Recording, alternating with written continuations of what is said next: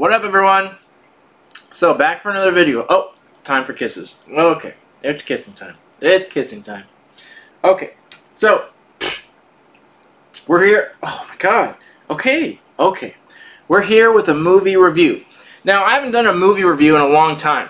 If you saw my old ones, I had my buddy here that reviewed them with me all the time. And I always tried to schedule it with him and it just never worked out. So I didn't do movie reviews for a long time. I want that to change. There's a lot of good movies coming up for the summer. A lot of good stuff, and I want to do reviews of all of them and talk about them, have some discussions of each one. Now, normally, if you'd watched them before, I'm really good about posting them right away. I'm almost always seeing movies the day before they come out, the preview night, almost always. But again, scheduling issues, I couldn't get all my friends together, and we couldn't settle on a date, so I just was like, fuck it, I'm just going to go see it myself. And that movie is Ready Player One, a movie that we were all excited for. Now, it wasn't as big of a movie as some of the ones this summer because they're all sequels, and you know Avengers is a big merging of all kinds of movies, so Ready Player One was kind of its own thing, but we all thought it looked really cool, we all thought it looked really good, and I definitely enjoyed it. So now we're going to talk about it. We're going to review it, we're going to talk about all the good things, we're going to talk about all the bad things, all the things it can improve on, all the things it did great, and I want to hear your opinions as well, because that's the point of these videos. It's not just about hearing me talk, it's about a discussion. I want to hear your opinions as well. I want to hear it in the comments, I want to get discussions going. Do you agree? Do you disagree? Whatever it is, I want to hear it. So that's the point of this. It's more of a community thing. I'm just kind of getting the ball rolling. So I want to hear everyone's thoughts in the comments, if you've seen it, obviously. So if you haven't, then you can't really relate to it. But no, as always with all my reviews, there's spoiler alerts. I'm going to be talking about very specific things that happen in the movie. So if you haven't seen it and you don't want it spoiled, then you might not want to watch this video until you do. Huh, Peppy? Can I have a kiss? Now I don't get one. Now I don't get a kiss. Rude. So, first off, overall thoughts of the movie. I really liked it. I really enjoyed it for the obvious reasons. As you've seen in the trailers, this movie was very eclectic. It had a lot of pop culture references, which I really like. I really like things like that, not just in movies and things in general, that are eclectic, that have to do with a lot of different genres, a lot of different movies, different comics, different characters. That's why everyone's so excited for the Avengers, because it's everyone coming together. So that's a really cool idea, a very cool concept, and I'm very surprised they got licensing to everything there. So I really liked all that in it. And the graphics were really cool too. Now, they weren't perfect by any means, the graphics in the movies. And you know, I'd love to be showing clips here right now, but I don't think I'm legally allowed to. So those of you who've seen it know what I'm talking about. The graphics were really good, but they weren't perfect in the sense that they didn't look realistic. But I think that was intentional. That's my honest opinion, that the graphics in there weren't meant to look lifelike because they wanted to differentiate between the real world and the Oasis. So they looked really good. The graphics were done really well, but I think they intentionally didn't add too much of a human element of it, of a lot of parts of it, because they wanted to differentiate between them. Now, a lot of things did look really realistic, like the cars in it, all the automobiles, and things like the T-Rex and King Kong looked pretty cool too. So a lot of those things looked very realistic, but the characters, again, looked really good, but I think they intentionally made them not look lifelike, not make them look human, again for that reason, to kind of differentiate between them. So the graphics weren't perfect, but intentionally so I think that's acceptable. So I like that about that. And like I said, I'm really not sure how they got licensing for all these characters. Me and my friends were talking about it, and most of the things they got in the movie were from one production company. I can't remember what it was off the top of my head, but it's a movie production company that made all those movies, so they had access to those characters. So basically that's what they did. They signed a picture deal with that production company that had some production rights to these characters and added them in. Now, there were some exceptions. There are a few characters here and there that weren't under those movie rights that they probably went out of their way to get into the movie. And something else you'll probably notice, that none of those characters had any speaking roles. They were all silent, and I think that's part of why they were able to get those characters. Because it's really difficult to put them more in the movie when they have voices, when they have like attributes and things like that, because you have to run it all by the company. But if they just want to show a quick flash of that character, it's very easy to get production rights to that. You saw the same thing in movies like Wreck-It Ralph, where they had a bunch of video game characters in there, and they had things from like Capcom and Sega, competing companies, but most of the time they weren't really speaking roles, they just were like shown, so that's much easier to get production rights that way versus doing a full-fledged character. So just people, so you know, it's just much different depending on what the character entails. So I just thought it was cool though how they got all the rights to them and put them all in there.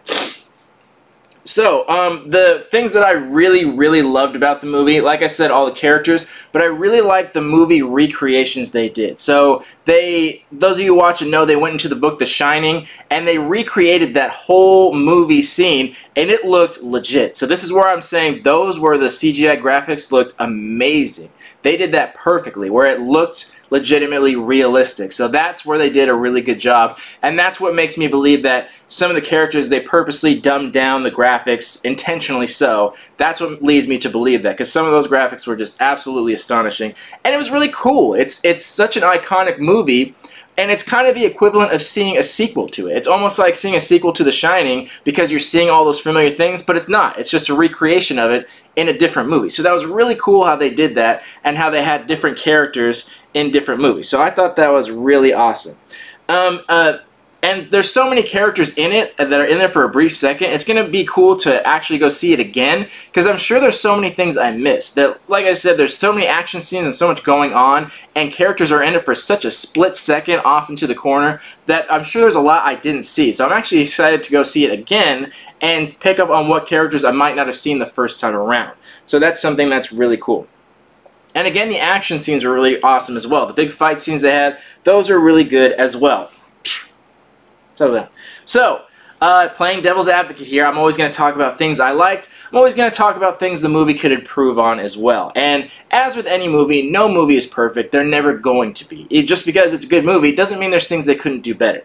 So let's talk about some of those things here. And I think this is always the most interesting things to talk about. So one thing that I noticed right away, honestly, are you getting down? You just want to stand? Okay, he wants to stand. So one of the things I noticed right away that wasn't that great was the acting. So the actors in the movie weren't the best. And I wouldn't say they were like bad. I wouldn't say there was bad acting by any means. It just wasn't the best for that. And I'm pretty critical of that. I work in theater. I've worked in production all my life. So I notice things like that. So some other people may not notice that as much. But those are things that stood out to me. And the reason for that was a lot of the people in it weren't really well-known actors, so they may not have been as experienced as some of the veteran actors. And also, they were a lot of younger actors. And usually, typically, people get better with age. It's very hard to find, like, young, good actors. So it kind of showed in this. A lot of them were teenagers and younger, and the acting quality just wasn't the best. And I'm not trying to be negative or anything. It just wasn't quite as good as it could have been. So it's mostly just constructive criticism, and you guys can let me know if you noticed that too. But, you know, the funny thing about it was it didn't matter too much because most of the movie was voice acting, so it didn't really matter. I'm sure it wasn't a big deal to this production company to get the best of actors because most of it was voice acting anyway, so it probably wasn't a big deal to them, and it probably wasn't their main priority, and I get that. I totally understand it in that sense. So, another thing about that, something about the characters, like I said, I loved all the characters in it, but something that was kind of a bummer, again, not bad, I just wish they had more of, was more of those characters. So many characters were shown for just like a second. None of them spoke, which, you know, I don't really mind. I don't need them to say things. That wasn't the important part of it. And obviously these were avatars, so they wouldn't have had those character voices anyway.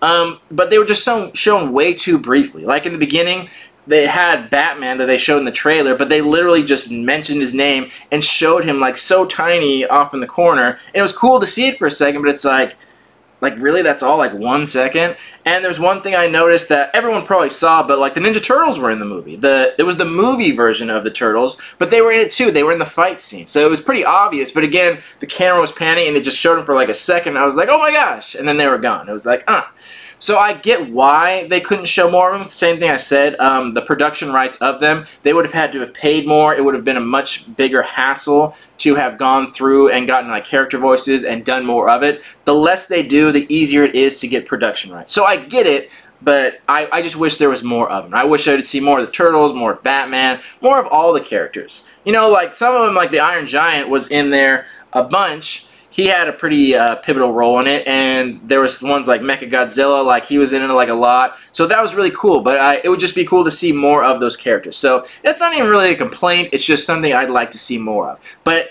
being realistic, even if they made a sequel and continued it, it would probably be the same thing. They wouldn't be able to do much with all these characters. They'd only be able to show them briefly. But it was still cool to see them. So the other main thing that I kind of disliked about the movie, this was the main thing I really disliked about it. I think it was kind of geared a little bit too much towards kids. It seemed kind of like a kiddie movie for a few different reasons. There were a few parts of it that were a little cheesy, which is not a big deal. I don't mind if movies are cheesy. There were just some parts of it that was just like, that seemed more for kids. But it was honestly the writing of the movie. It didn't seem like it was geared towards adults. And the best way for me to explain it is, if you've ever seen like children's movies that aren't animated and things like that, ones that are specifically geared towards kids, you'll notice that the plot points and the writing of it, everything is really over-explained in those movies. They have to really dumb down the story to make sure children can understand it. They can't make a very complicated story because then kids won't understand it. And I saw a lot of it in this movie in that it had a lot of plot twists. There was a lot of things that came about in the movie that were plot twists, that were things that I didn't expect, that were exciting to see, that kind of came full circle in the end. So it was really cool. So I like it, and you can tell that's something that the original writer of the book put in there. But I have a feeling that when they made it into the movie, it seemed too complicated, so they had to dumb it down. And what they did is they over-explained things. Whenever there was a plot twist, I always saw what was going on, but they felt the need to over-explain everything that was going on. And that's why it felt a little bit childish in that sense, because it just makes it seem immature, and it makes it seem like the audience is stupid or something because they have to keep explaining plot points. And I'll give an example.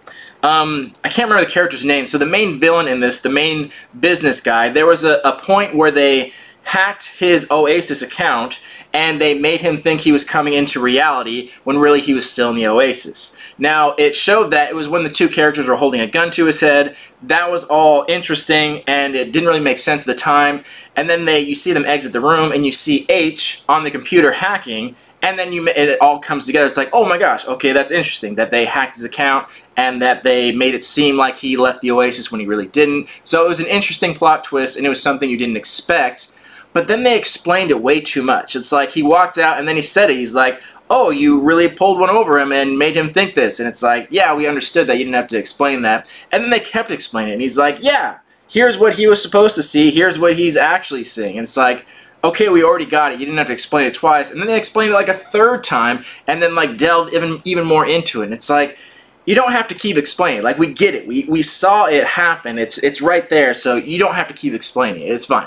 And the same thing happened a few other times. Like at the end, where one of the creators of the game turned out to be the curator of that museum the whole time.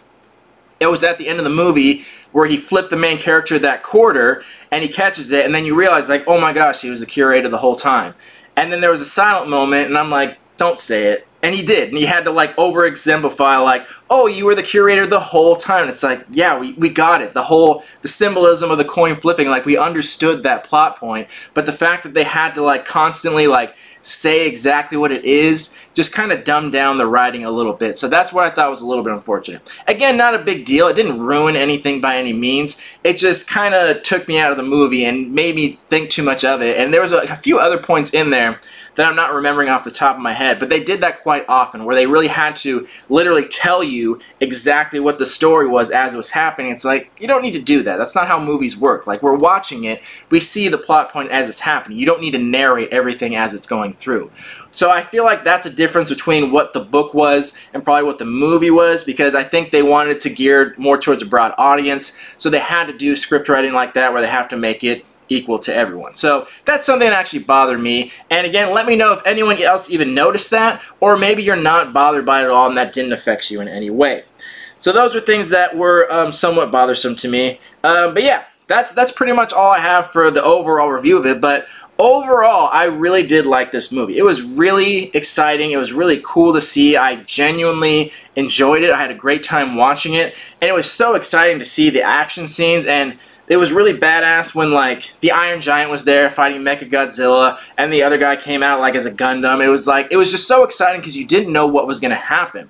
Like, for movies like Avengers, you don't know what character's going to pop up, but you kind of do because it has to be someone in the Marvel Cinematic Universe. Whereas this one, you kind of knew what characters might show up, but there was also some surprise ones that were totally out of left field that you never would have guessed would have made it in there that have nothing to do with those specific franchises, and that was really cool. So I'm bummed you didn't get to see more of them, but I'll take a little bit over nothing any day. So even though you only got to see brief clips of these characters, it was still really cool to see, and we got to see like Chucky in there. He had a little scene in there, and it was just really badass. I really loved it, and I want to go see it again for the same thing I said before. I want to see the characters I haven't seen, because that big battle scene, I know there's more characters in there I didn't check out because there's just too much going on at once, so I want to go watch it again and see more things like the Turtles and maybe more DC characters in there, and even the cars in there, how they had the DeLorean and like the Tron bike, and all these things were just so iconic. It was so cool to see them all together.